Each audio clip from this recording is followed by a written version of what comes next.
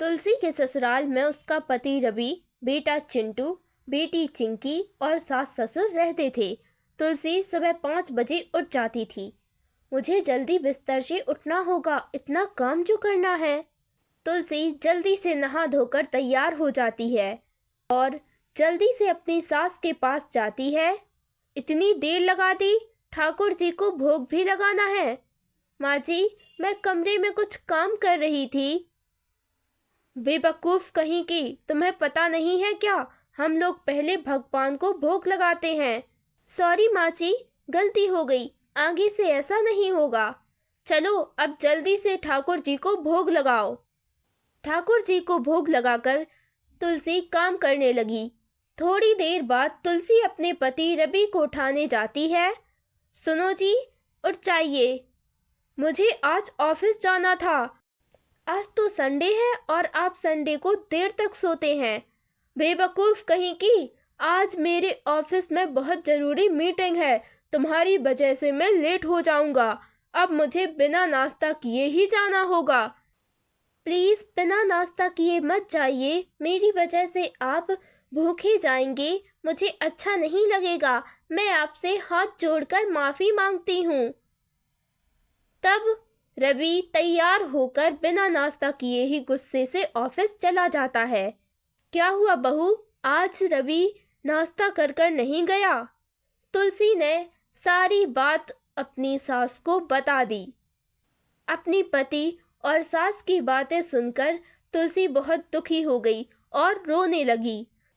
तुलसी ने किसी तरह खुद को संभाला और घर के कामों में व्यस्त हो गई। और बहू, मेरी ताश की गड्डी नहीं दिखाई दे रही, वह मुझे अपने दोस्तों के साथ जुआ खेलने जाना था। ससुर जी, मैं तो ड्रेसिंग टेबल पर ही ताश रखती हूँ, पता नहीं अब कहाँ चली गई। तुम्हें तो कोई भी काम ठीक से करना ही नहीं आता। जाओ, जाकर रसोई में काम करो, तुम बस इसी लायक हो। इस तरह घर में कोई भी तुलसी की इज्जत ना करता। तुलसी घर के सारे काम जिम्मेदारी से करती, पर वे लोग उसकी तारीफ तो दूर की बात, बल्कि उसकी छोटी छोटी कमियां निकालकर तुलसी को अपमानित करते थे। एक दिन जब तुलसी मंदिर से पूजा करके घर वापस लौट रही थी, तो उसे अपनी पुरानी सहेली गीता मिल गई। कैसी हो तुलसी? आजकल बहुत कम दिखाई देती हो। बस सुबह से रात तक घर के काम में कैसे टाइम बीत जाता है पता ही नहीं चलता। क्या बात है तुलसी, तुम दुखी क्यों लग रही हो? कोई बात है तो मुझे बताओ।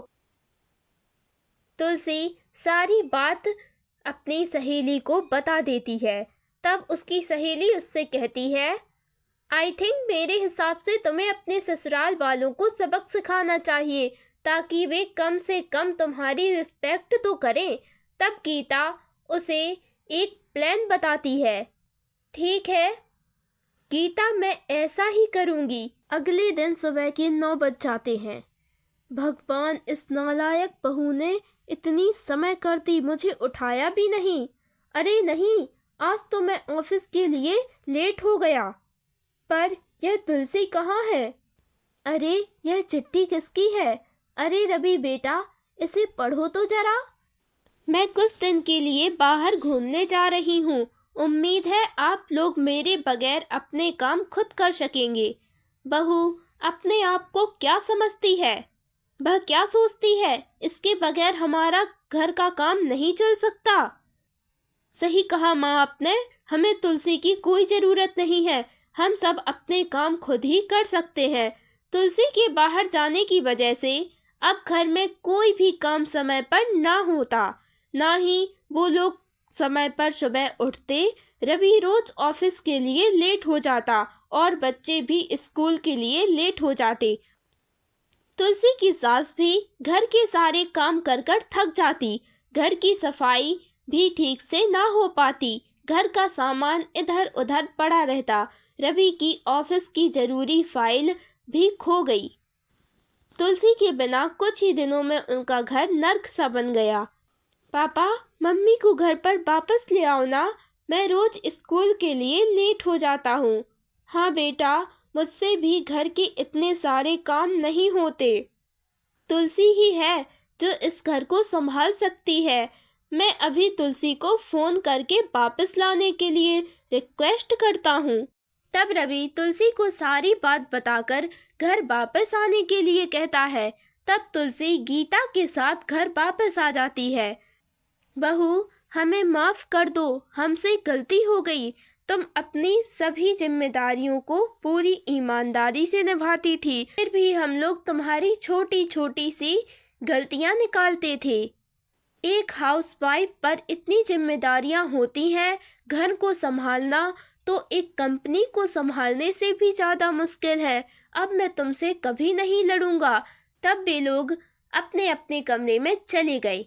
देखा तुलसी, मेरा प्लान काम कर गया। अब तुम्हारे ससुराल वालों को पता चला कि एक हाउसवाइफ कितनी मुश्किल से घर को मैनेज करती है, घर के काम करती है।